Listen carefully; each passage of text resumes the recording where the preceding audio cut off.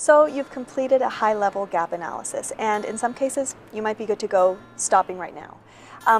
You can use that gap analysis as a springboard to help you design a really impactful, really meaningful course.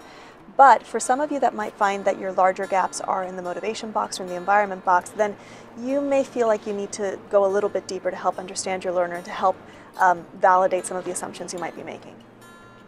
Now, there are many ways to do this. Some are very formal, some are informal. You can do interviews, focus groups, etc. And which one you choose is going to depend a whole lot on how large your group is and whether or not you personally know the people that you're going to be training. For example, one of the clients that I worked with was a rock star manager at his organization, and he was tapped on the shoulder by corporate to say, hey, we want you to put together a quick training on how you do what you do. So, for him, fortunately, he knew all of the other regional managers that were a part of his department. He had them on monthly calls regularly. So it was pretty reasonable for him to just pick up the phone in 5 minutes, give them a call, and ask them a bunch of questions to try to validate what their pain points were, where they were having trouble, what they would expect from a training session. So the bottom line here is, if it's a small group and you have immediate access to them, just keep it simple.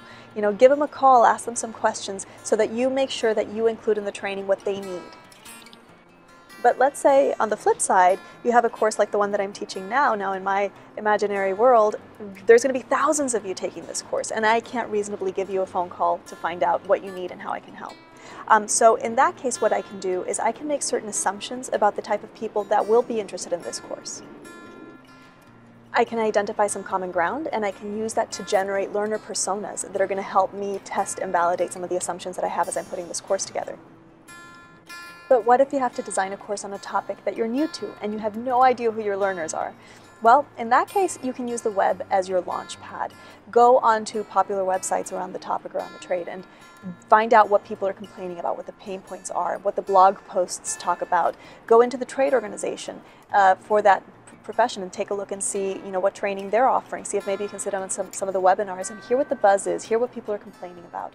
That's going to give you a feel for what problems need to be solved.